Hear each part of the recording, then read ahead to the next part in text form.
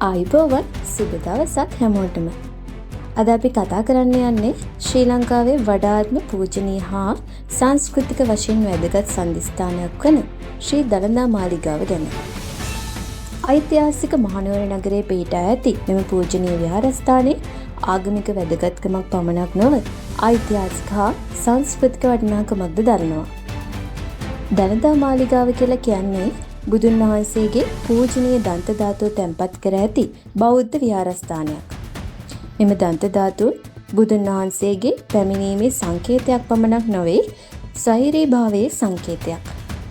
දන්ත ධාතුන් වහන්සේ හිමි ඕනෑම අයෙකුට ශ්‍රී ලංකාව පාලනය කිරීමට අයිතියක් ඇති බව විශ්වාස කෙරෙනවා.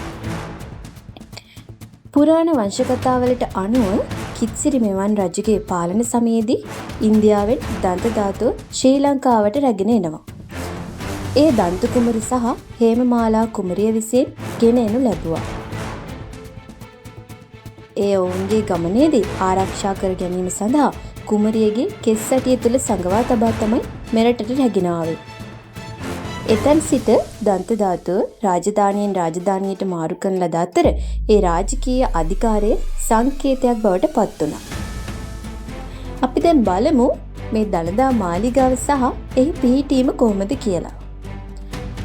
මහනුවර පිහිටා ඇති වත්මන් දේවාලය 16 වන සියවසේදී පළවන විමල ධර්මසූරිය රජු විසින් ඉදි කරනු ලැබුවා.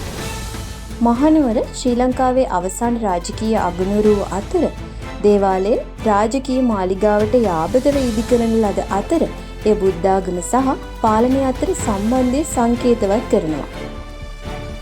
සියවස් ගණනාවක් පුරා බොහෝ රජවරු දේව මාලිගාව ප්‍රතිසංස්කරණය සහ එකතු කිරීම සිදු කළ අතර එය අද පවතින තත්ත්වයට පත් කරනු ලැබුවා.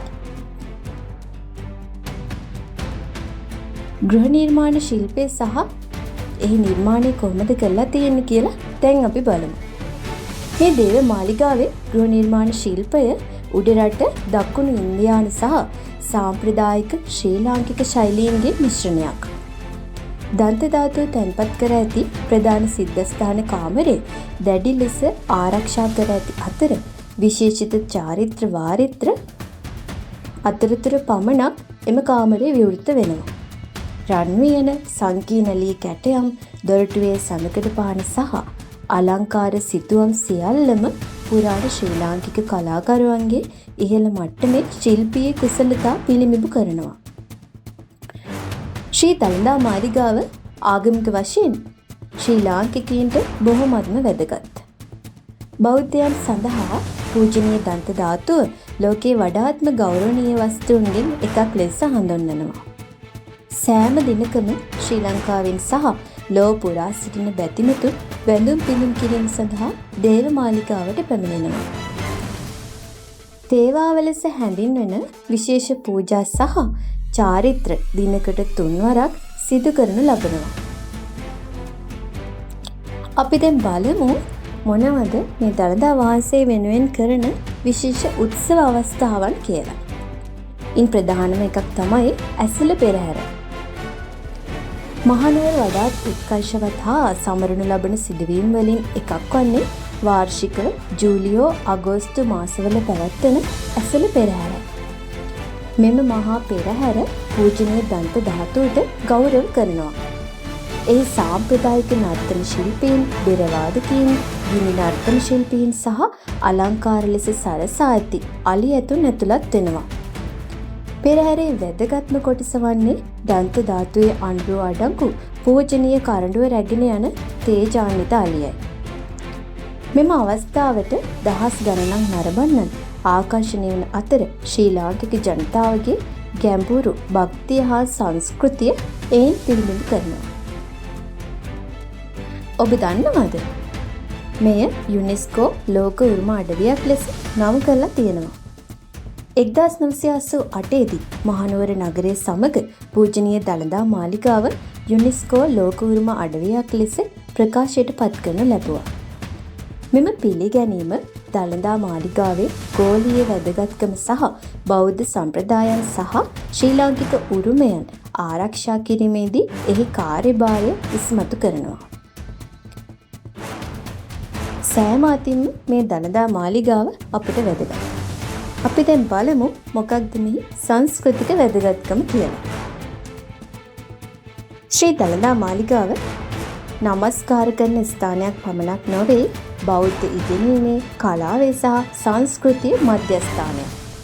ඒ සියවස් ගණනාවක ඉතිහාසයේ ශුද්ධ ලියවිලි, පුරාණ කෞතුක වස්තු සඳහා නිවහනක් වන අතර දිවයිනේ ආධ්‍යාත්මික ආත්මය පිළිබඳ දර්ශනයක් ලබා දෙනවා. ඒ වගේම තමයි ශ්‍රී දළදා මාලිගාව සංචාරක ව්‍යාපාරී සහ ගෝලීය අවධානය දිනාගත් ප්‍රමුඛ පෙළේ ස්ථානය. දළදා මාලිගාව ශ්‍රී ලංකාවේ ඉහළම සංචාරක ආකර්ෂණයන්ගේ එකක්. ඒ ලෝපුරා වන්දනාකරුවන්ට, ඉතිහාස ලෝලීන්ට සහ සංචාරකීන්ට ආරාධනා කරන පාරාදීසයක් වගේ.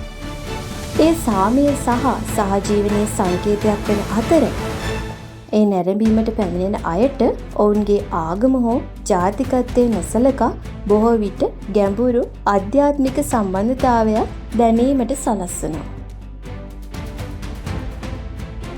දළදා මාලිගාව කියලා කියන්නේ පන්සලකටත් වඩා බොහෝ සෙයින් ඉහළ ස්ථානයේ පවතින දෙයක්. ඒ ශ්‍රී ලංකාවේ ඉතිහාසය, සංස්කෘතිය, ආගම සහ අනන්‍යතාවයේ සංකේතයක්. ඒ අපගේ ගැඹුරින් මුල් බැසගත් බෞද්ධ සම්ප්‍රදායන් සහ අපගේ මුතුන් මිත්තන්ගේ භක්තියට සාක්ෂියක් ලෙස පවතිනවා.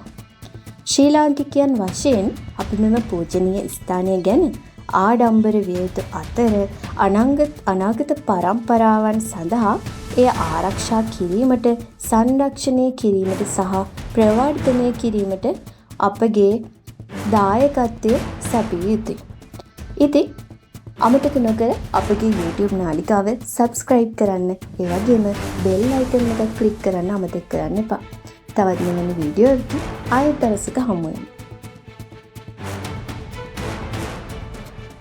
වාහනයක් ගන්නයි විකුණන්නයි හදා ගන්නයි ඇඟිලි තුඩේ දුරින් ලංකාවේ තියෙන හොඳම තැන Rapid.lk.